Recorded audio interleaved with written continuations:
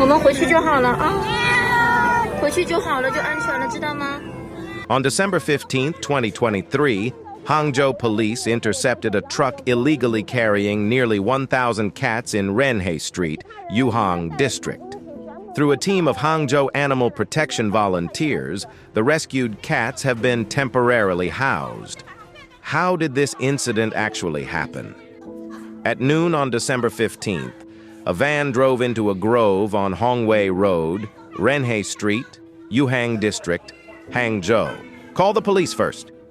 It was a girl screen named Please Don't Eat My Dabai who had been concerned about the van for some time as it was an illegal cat carrier.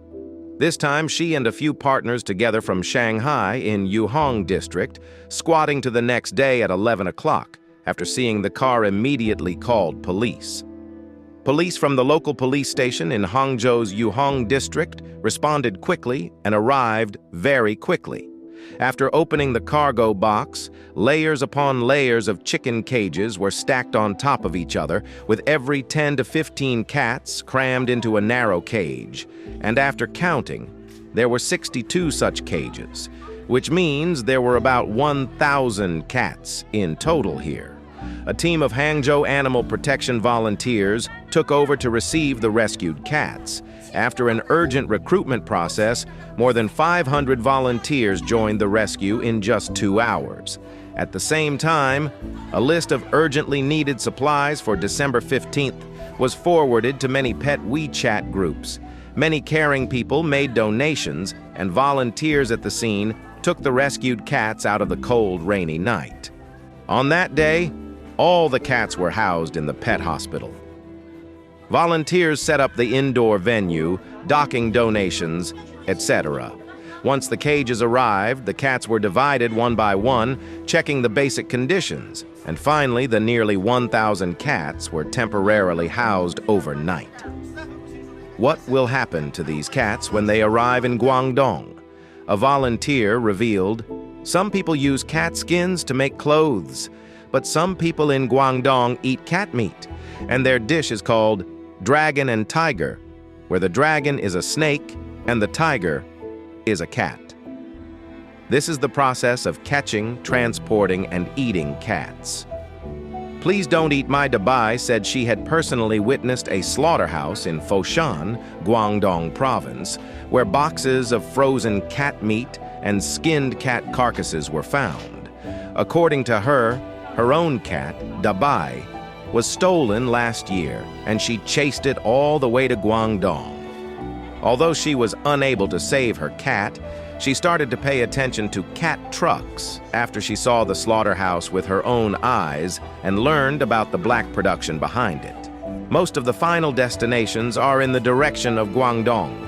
She said that the cat meat eventually reaches the dining table, and the unquarantined meat not only infringes on the rights of animals, but also jeopardizes human health. What's even more disturbing is that the cat meat is sold to consumers by traders who pass it off as lamb or pork. Cat meat is cheap, sell 4 yuan, 5 a catty, but the market a catty of lamb 30 yuan. A cat weighing 7 or 8 pounds skinned about 4 or 5 pounds of meat. Cat meat posing as lamb or pork was used to make a variety of foods, such as kebabs, ham sausages, etc. The profit earned is the difference between the two kinds of meat prices.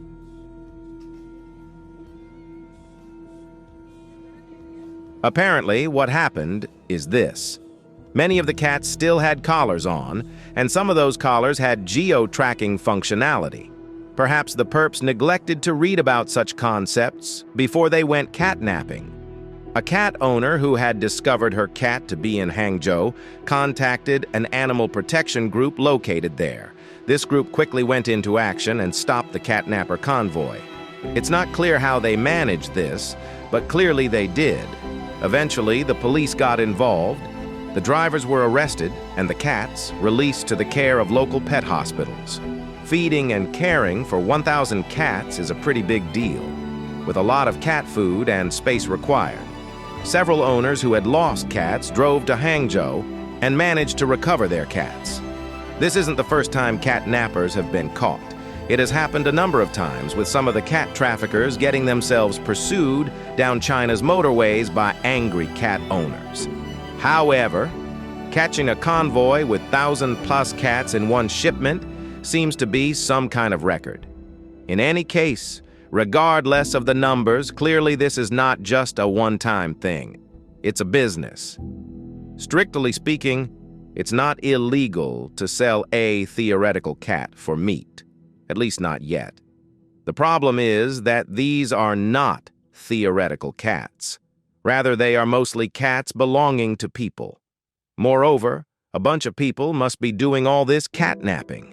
Is it really that profitable, or are some other curious factors at work here? It's unclear what will happen to the drivers, who claimed ignorance of the whole affair, or to the catnappers, if they can be found. It will be interesting to follow, since China still lacks an animal protection law, and it's unclear under what basis these people can be prosecuted. Perhaps this is where one of those one-size-fits-all crimes would come in handy. All well and good. Regardless of how the case turns out, it's interesting what all this episode tells us about contemporary China. First of all, we have the contrast between all these people who care so much about their pets that they buy them collars with geo-tracking functionality, and people who think that stealing cats and selling their meat for 80 yuan per kilo is a worthwhile use of time. These two radically different groups of people both inhabit China. If an average adult cat weighs 2.5 kilos, then it seems unlikely they're able to obtain average more than 1 kilo of meat per cat. So at best, we're looking at 80 yuan per cat and probably less. Around 1,000 cats makes 80,000 yuan, a bit more than 11,100 USD. With that money, you have to pay several drivers, plus the roadway fees, plus the petrol, plus everyone involved. And then there's the risk that you might get caught by one of the cat's prior owners, or by an animal protection group. How can this possibly be worth it? Second, we have the technical sophistication of the geo-tracking used to locate the thieves. Third, we have these extremely effective, privately organized groups, able to quickly mobilize resources and bring in the police when required to get things done. Fourth, we have the existence of these underground businesses on the margins of society, apparently able to operate with impunity. And finally, we have China's fuzzy legal framework and its often informal and arguably creative approach to problem solving. This is pure speculation, but it would explain several things. First, it would explain the source of the cheap labor to do the required catching.